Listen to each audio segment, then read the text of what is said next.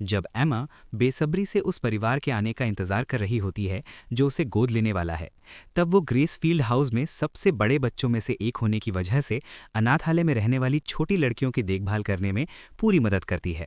वहाँ रहने वाले लड़के और लड़कियाँ कि भले ही अपने कोई माँ बाप नहीं हो, फिर भी बहुत खुश रहते हैं, क्योंकि एक दूसरे के साथ होने के अलावा उन्हें अनाथालय की सुपरवाइजर इसाबेला से बहुत प्यार मिलता है। हर महीने ग्रेसफील्ड के बच्चों का लॉजिकल रीजनिंग टेस्ट लिया जाता है ताकि उनकी समझ और बुद्धि को परखा जा सके। हमेशा की तरह इस बार भी नॉर्मन, रे और एमा सबसे ज्यादा अंक लाते हैं और इसाबेला उन्हें बधाई देती है और कहती है कि उसे उनके प्रदर्शन पर गर्व है। स्कूल के बाद सभी बच्चों को बाहर खेलने की इजाज़त होती है और वे अपना पसंदीदा खेल छुपन छुपाई खेलते हैं। जब नॉर्मन गिनती करता है तो उसके सभी दोस्त अलग अलग जगहों पर छुप जाते हैं, लेकिन अनाथालय से बाहर नहीं जाते क्योंकि ये इसाबेला का बनाया हुआ नियम है। छोटे बच्चों को ढूंढ लेने के बाद नॉर्मन एमा को ढूंढने जाता है और उसे पता चलता है कि वो पेड़ों की ऊंचाई पर छुपी हुई है। तब वो जानबूझकर गिरने का नाटक करता है ताकि एमा नीचे आकर उसकी मदद करे। ऐसा करते हुए एमा पकड़ी जाती है। उस दिन देर शाम अनाथालय के बच्चे कॉनी को अलविदा कहते हैं क्योंकि वो अपने नए गोद लेने वाले परिवार से मिलने जा रही होती है। अपने दोस्तों को छोड़ने का उसे दुख तो होता है, लेकिन वो अपने आने वाले अच्छे भविष्य को लेकर बहुत उत्साहित होती है और एमा समेत बाकी सभी बच्चे उसके लिए खुश होते हैं। जब बच्चे 16 साल के हो जाते हैं तो उन्हें गोद लेने वाले परिवारों के पास भेज दिया जाता है ताकि वे बड़े होने तक अनाथालय में न रहें। इसलिए 15 साल के एमा और नॉर्मन को एहसास होता है कि वहाँ उनका समय अब कम बचा है और वे वादा करते हैं कि जब वे अलग होंगे तो एक दूसरे को चिट्ठी लिखेंगे। परिवारों द्वारा गोद लिए जाने के बाद बच्चे फिर कभी ग्रेसफील्ड में रहने वालों से संपर्क नहीं करते और एमा मानती है कि ऐसा इसलिए होता है क्योंकि वे इतने खुश होते हैं कि अपने पुराने दोस्तों को भूल जाते हैं। एक दूसरे को चिट्ठी लिखने का वादा करते हुए एमा और नॉर्मन रसोई में पहुंचते हैं और वहां कॉनी का पसंदीदा खिलौना खरगोश देखते हैं।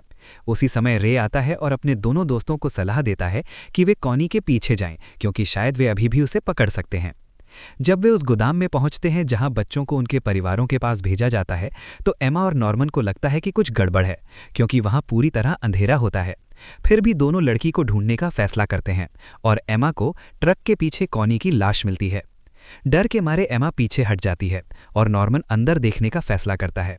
उसी पल वो देखता है कि कॉनी की छाती से एक लाल फूल निकला हुआ है। जब वे ये समझने की कोशिश कर रहे होते हैं कि आखिर हो क्या रहा है, तभी उन्हें गहरी आवाज पास आती हुई सुनाई देती है और वे खरगोश के साथ वाहन के नीचे छुप जाते हैं। उसी समय वे दो डरावने दिखने वाले राक्षसों को आते हुए देखते हैं और समझ जाते हैं कि वे कॉनी की लाश लेने आए हैं। उन राक्षसों के मुताबिक ग्रेसफील्ड फार्म में पैदा किया गया इंसानी मांस ग्रेड ए होता है, इसलिए वो सिर्फ अमीर लोगों के लिए रखा जाता है। थोड़ी देर बाद इजाबेला वहां आ जाती है और उन राक्षसों में से एक उसे आदेश देता है कि वो 3 सबसे बड़े बच्चों को जल्द ही डिलीवरी के लिए तैयार करे। जब एमा और नॉर्मन को पता चलता है कि उनकी सुपरवाइजर उन खतरनाक जीवों के लिए काम करती है तो एमा सदमे में चली जाती है और नॉर्मन भागने का रास्ता ढूंढने लगता है। अचानक राक्षसों में से एक को कुछ अजीब सी गंध आती है और वो झुककर वाहन के नीचे देखने लगता है, लेकिन उसे वहां सिर्फ वही खिलौना खरगोश मिलता है जो पीछे छूट गया था। खिलौना देखते ही इजाबेला को शक होने लगता है कि वहां कोई और बच्चा भी मौजूद था, लेकिन वो अपने शक को अपने तक ही रखने का फैसला करती है। जब वे वापस अनाथालय लौटते हैं तो एमा और नॉर्मन को रे मिल जाता है, लेकिन वे ये तय करते हैं कि उन्होंने जो कुछ देखा है उसके बारे में उसे कुछ नहीं बताएंगे। रात के समय एमा को उस रात देखे गए राक्षसों के डरावने सपने आते हैं और वो कॉनी की मौत को याद करके रोने लगती है।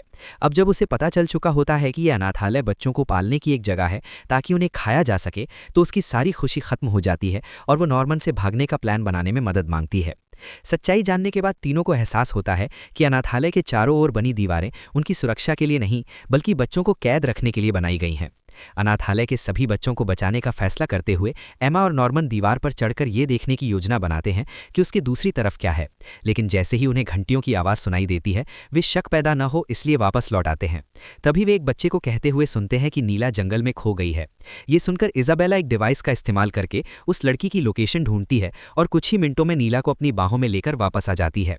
उसी समय एमा और नॉर्मन को पता चलता है कि सभी बच्चों के कानों में एक ट्रैकर लगाया गया है जिसकी मदद से सुपरवाइजर उन्हें आसानी से ढूंढ सकती है। अगले दिन जब रे दोनों दोस्तों को जंगल में बात करते हुए देखता है तो वो उनके पास आता है और पूछता है कि वे क्या बात कर रहे हैं। वो ये भी कहता है कि जिस रात वे गोदाम गए थे उसके बाद से वे दोनों अजीब व्यवहार कर रहे हैं।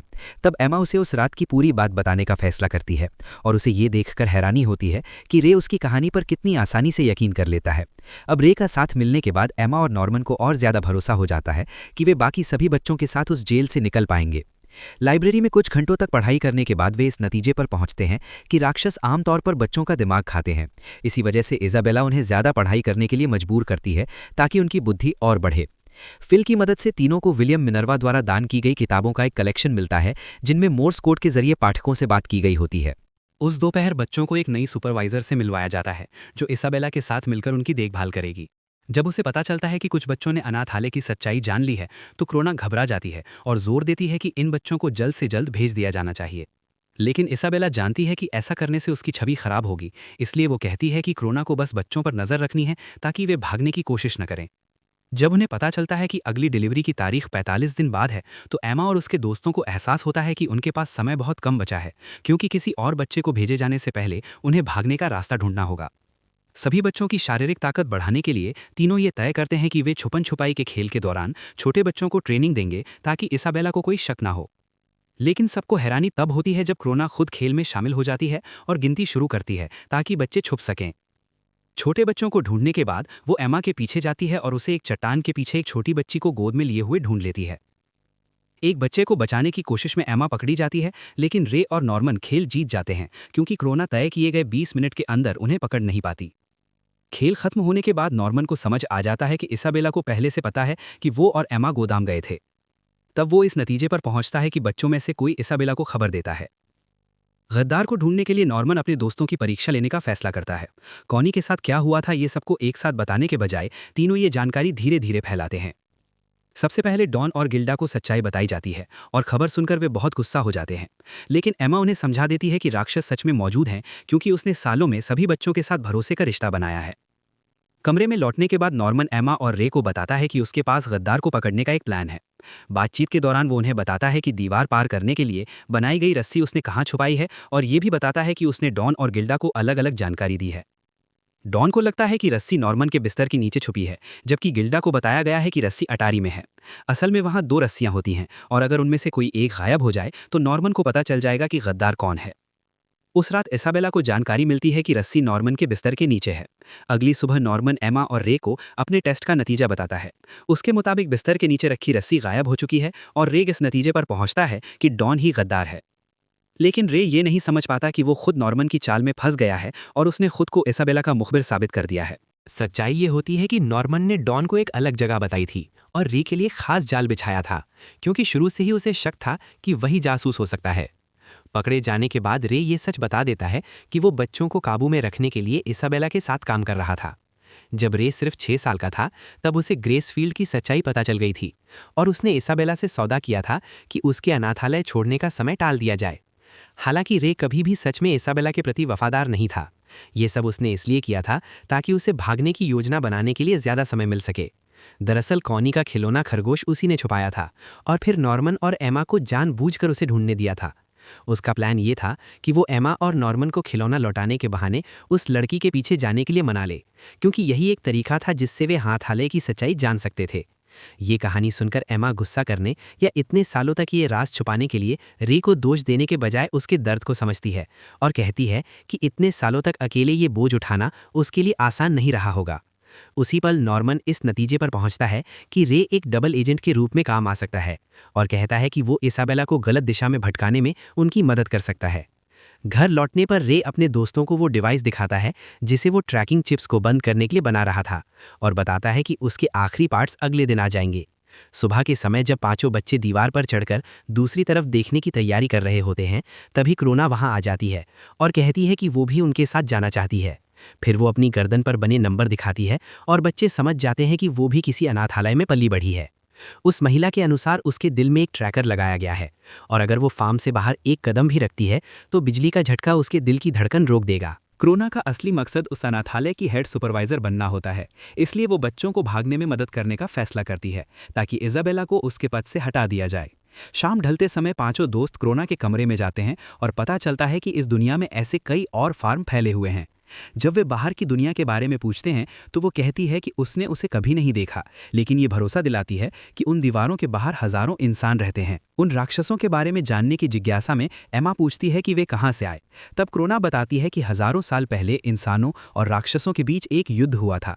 उस समय राक्षस इंसानों का शिकार भोजन के लिए करते थे और लोगों को छुपकर रहना पड़ता था। लगातार चलती लड़ाई से थककर इंसानों और राक्षसों ने अलग अलग दुनिया में रहने का वादा किया, लेकिन इस समझौते को चलाने के लिए कुछ इंसानों को राक्षसों की दुनिया में रहना पड़ा ताकि उनकी आने वाली पीढ़ियों को पाला जा सके और खाने के लिए इस्तेमाल किया जा सके। ये सब जानने के बाद बच्चे वहां से चले जाते हैं और रे इजाबेला से बात करने जाता है। गिफ्ट के रूप में मांगा गया कैमरा लेने के बाद वो क्रोना के साथ हुई बातचीत का एक हिस्सा इजाबेला को बताता है और खुलासा करता है कि वो ग्रेसफील्ड की नई सुपरवाइजर बनना चाहती है। अगली सुबह रे अनाथालय के बच्चों को अपना नया कैमरा दिखाता है और याद के तौर पर सबकी एक फोटो खींचता है। जब छोटे बच्चे कैमरे के साथ मस्ती कर रहे होते हैं तब रे एमा और नॉर्मन को बताता है कि इसी कैमरे में वे आखिरी पार्ट्स लगे हैं जिनसे चिप को नष्ट किया जा सकता है। क्रोना को डिवाइस न मिले, इसके लिए एमा उसे फिल के खिलौना सुअर के अंदर छुपा देती है, लेकिन फिर भी क्रोना उसे ढूंढ लेती है। हालांकि जब वो डिवाइस लेने ही वाली होती है तभी उसे इसाबेला आती हुई दिखती है और उसे पता चलता है कि उसे किसी दूसरे अनाथालय की सुपरवाइजर बनने के लिए बुलाया गया है।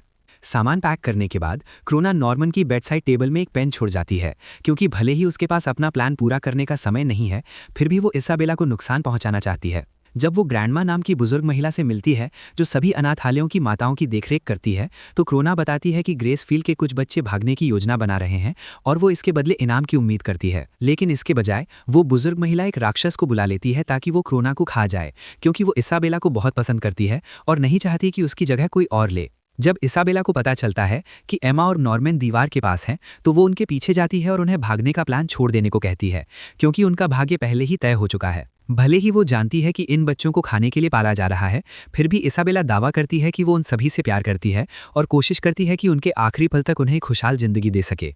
उसी पल एमा समझ जाती है कि इसाबेला उन्हें जाने से रोकने के लिए कुछ भी कर सकती है, इसलिए एमा उस पर हमला करने का फैसला करती है ताकि नॉर्मन को दीवार पार करने का मौका मिल सके। लेकिन जैसे ही नॉर्मन चढ़ना शुरू करता है, उसे एमा की चीखें सुनाई देती हैं, क्योंकि सुपरवाइजर ने उसका पैर तोड़ दिया होता है। उसी समय नॉर्मन को पता चलता है कि उसकी डिलीवरी की तारीख तय हो चुकी है और सिर्फ 3 दिन में उसे राक्षसों के हवाले कर दिया जाएगा। जब एमा और रे को पता चलता है कि उनका दोस्त खतरे में है, तो वे उसे अगली सुबह भाग जाने के लिए मनाने की कोशिश करते हैं, लेकिन नॉर्मन मना कर देता है, क्योंकि वो नहीं चाहता कि उसकी जगह उसके किसी दोस्त को भेज दिया जाए। उस रात एमा के साथ रहते हुए रे उसे बताता है कि उसे अनाथालय की सच्चाई कैसे पता चली। आम लोगों के उलट, जो 3 या 4 साल की उम्र तक की सारी यादें भूल जाते हैं, रे को वो सब कुछ याद है जो उसकी माँ के पेट में रहते हुए हुआ था। जब उसका जन्म हुआ तो उसने सबसे पहले एक ऐसी जगह देखी जहां कई और बच्चे और राक्षस मौजूद थे। इसके बाद उसे अनाथालय ले जाया गया, जहां उसने अपनी जिंदगी का ज्यादातर समय बिताया। अब जब उसका डिवाइस तैयार हो चुका होता है, तो रे उसे नॉर्मन को देता है और कहता है कि उसे अपने कान के पास ले जाकर स्विच दबा देना। जब वे ये बात कर रहे होते हैं, उसी समय डॉन और गिल्डा एक नई रस्सी बना रहे होते हैं ताकि नॉर्मन सुबह भाग सके। और जैसे ही एमा का पैर ठीक होगा, रे उसे और बाकी बच्चों को बाहर निकालने में मदद करेगा। जब नॉर्मन अपने कमरे में लौटकर अपनी बेडसाइड टेबल की दराज खोलता है, तो उसे वहां क्रोना द्वारा छोड़ा गया पेन मिलता है। सुबह होते ही नॉर्मन भागने की तैयारी करता है और गिल्डा और डॉन की मदद से जंगल में कुछ दिनों तक रहने के लिए जरूरी सामान इकट्ठा करता है। चादरों से बनी रस्सी की मदद से वो दीवार के ऊपर तक पहुंच जाता है, लेकिन दूसरी तरफ का नज़ारा देखने के बाद वो वापस अनाथालय लौटने का फैसला करता है। जब उसके दोस्त उससे सवाल करते हैं, तो नॉर्मन उन्हें बताता है कि दीवार के उस पार एक गहरी खाई है और उसे पार करने का सिर्फ एक ही रास्ता है, जो एक पुल के जरिए उस हेडक्वार्टर तक जाता है जिसका जिक्र रे पहले कर चुका था। जो भी जानकारी उसने जुटाई होती है, वो सब अपने दोस्तों के साथ शेयर करने के बाद नॉर्मन वो डिवाइस वापस कर देता है जिससे चिप को नष्ट किया जाना था, और ये सोचकर कि शायद वो उन्हें दोबारा कभी नहीं देख पाएगा, सबको आखिरी बार गले लगाकर अलविदा कहता है। बाकी सभी बच्चों से भी विदा लेने के बाद नॉर्मन अपनी टोपी और सूटकेस उठाता है और इसाबेला के साथ गोदाम की ओर चला जाता है। लेकिन वहां पहुंचने पर किसी राक्षस द्वारा खाए जाने के बजाय नॉर्मन की मुलाकात एक रहस्यमयी आदमी से होती है। वो आदमी बताता है कि राक्षस इंसानों का दिमाग खाकर अपनी समझ और बुद्धि बढ़ाते हैं, इसलिए बच्चा जितना ज्यादा समझदार होता है, उसका दिमाग उतना ही कीमती होता है। उस आदमी का काम ये सुनिश्चित करना होता है कि इंसानों और राक्षसों के बीच हुआ समझौता बना रहे, ताकि दोनों दुनिया में शांति बनी रहे। बच्चों की कुर्बानी की वजह से ही लाखों दूसरे लोग सुरक्षित जिंदगी जी पा रहे होते हैं। ये सब सुनने की थोड़ी देर बाद नॉर्मन एक राक्षस को अपनी तरफ आते हुए देखता है। अगली सुबह एमा से मिलने इसाबेला आती है और एमा को पता चलता है कि वो उसे ग्रेसफील्ड की अगली सुपरवाइजर बनाने की सिफारिश करने वाली है। इसाबेला कहती है कि एमा दुनिया को बदल नहीं सकती, इसलिए उसे अपनी जिंदगी को जितना हो सके उतना लंबा करने की कोशिश करनी चाहिए। 2 महीने बाद जब रे को सौंपे जाने में सिर्फ 2 दिन बचे होते हैं, एमा आधी रात को उठकर अपने दोस्त से बात करने जाती है और उसे वो भागने का प्लान बताती है जो वो नॉर्मन के जाने के बाद से तैयार कर रही थी। एमा जानती थी कि इसाबेला उस पर नजर रखे हुए हैं, इसलिए उसने उसका ध्यान भटकाया और छोटे बच्चों की ट्रेनिंग की जिम्मेदारी गिल्डा और डॉन को सौंप दी। इस प्लान की वजह से खाने पीने का सामान और औजार पूरी तरह तैयार हो जाते हैं और सभी लोग अगले दिन होने वाली भागने की कोशिश के लिए तैयार रहते हैं। लेकिन ये जानते हुए कि दिन के समय सुरक्षा ज्यादा कड़ी रहती है, रे प्लान को आगे बढ़ाने का फैसला करता है और कहता है कि भागने का सबसे अच्छा मौका उसी रात है जब घर में आग लगा दी जाए। जब इसाबेला आग बुझाने में व्यस्त रहेगी तब बच्चे बिना शक पैदा किए वहां से निकल पाएंगे। कमरे में चारों तरफ ईंधन फैलाने के बाद रे वो तरल अपने शरीर पर भी डाल लेता है, क्योंकि वो राक्षसों का खाना बनने से बेहतर मर जाना समझता है। अपने दोस्त को अलविदा कहने के बाद वो एमा को आदेश देता है कि वो बाकी बच्चों के साथ भाग जाए, लेकिन एमा टूट जाती है और जोर जोर से चिल्लाने लगती है। मदद की आवाज़ सुनकर इसाबेला दौड़ती हुई आती है और जब वो देखती है कि उसका सबसे होशियार बच्चा आग के बीच फंसा हुआ है तो वो तुरंत आग बुझाने की कोशिश करती है। जब सुपरवाइजर आग बुझाने वाला यंत्र इस्तेमाल कर रही होती है, उसी दौरान बाकी बच्चे घर से निकलकर जंगल की तरफ भाग जाते हैं। कुछ मिनट बाद एमा भी उनके पास पहुंचती है और रे को उसके प्लान के लिए बधाई देती है। उस रात रे सच में खुद को कुर्बान करने को तैयार था ताकि उसके दोस्त बच सकें, लेकिन एमा ने उसके प्लान में एक छोटा सा बदलाव किया था और एक ब्लेड की मदद से रे का कान काट दिया था। इस तरह जब इसाबेला ट्रैकर देखेगी तो उसे लगेगा कि रे आग में फंस गया है और वो उसे बचाने में उलझी रहेगी। जाने से पहले नॉर्मन एमा के तकिए के नीचे एक चिट्ठी छोड़ गया था जिसमें उसने बाकी प्लान लिखा था, जिसे उसके दोस्तों को आगे फॉलो करना था। फिलहाल 4 साल से छोटे बच्चों को वहीं छोड़ना पड़ेगा, लेकिन एमा कहती है कि वो उन्हें 6 साल का होने से पहले वापस लेने आएगी, क्योंकि उसी उम्र में बच्चों को राक्षसों के हवाले किया जाने लगता है। जब इसाबेला को पता चलता है कि बड़े बच्चे भाग चुके हैं तो वो बिना देर किए उनके पीछे निकल पड़ती है और रेडियो से हेडक्वार्टर को मदद के लिए बुलाती है। उसी समय अलार्म बज जाता है और राक्षस जंगल में फैलकर भगोड़ों को ढूंढने लगते हैं। दीवार के ऊपर पहुंचकर एमा बताती है कि नॉर्मन ने भागने का एक नया रास्ता बनाया है और पुल पार करने के बजाय अब सभी को हैंगर और रस्सियों की मदद से खाई पार करनी होगी। जब उसके सभी दोस्त सुरक्षित दूसरी तरफ पहुंच जाते हैं तब आखिरकार एमा के जाने का समय आता है, लेकिन उसी पल इसाबेला वहां आ जाती है और बताती है कि उसने भी एमा की उम्र में भागने की कोशिश की थी। उसके मुताबिक लेस्ली नाम के एक लड़के को उसके 16वें जन्मदिन पर ख़त्म कर दिया गया था। जब उसने अपने सबसे प्यारे इंसान को खो दिया तब इसाबेला ने भी भागने की कोशिश की थी, लेकिन जब उसने उस खाई को देखा तो उसे एहसास हुआ कि उस दुनिया में कहीं भी ऐसी सुरक्षित जगह नहीं है जहां वो रह सके। इसलिए उसने भागने का विचार छोड़ दिया और सुपरवाइजर बनने का सपना देखने लगी। ये सब सुनने के बाद भी और ये जानने के बाद भी कि अगर वो इसाबेला की तरह बने तो उसके बचने की संभावना ज़्यादा है, एमा भागने का फैसला नहीं बदलती। एमा को रोकने के बजाय इसाबेला रस्सी नहीं काटती, क्योंकि उसे समझ आ जाता है कि उस लड़की में वो हिम्मत है जो खुद उसमें नहीं थी। जब वो खाई के दूसरी तरफ उन सभी बच्चों को जश्न मनाते हुए देखती है तो इसाबेला रोने लगती है और उन्हें उस फार्म से बाहर एक खुशहाल और उज्जवल भविष्य की कामना करती है। कुछ देर चलने के बाद एमा अपने दोस्तों को वो पेन दिखाती है जो नॉर्मन ने उसके तकिए के नीचे छोड़ा था। उसके अंदर से एक उल्लू का होलोग्राम निकलता है जो उन्हें आगे किस दिशा में जाना है ये बताता है।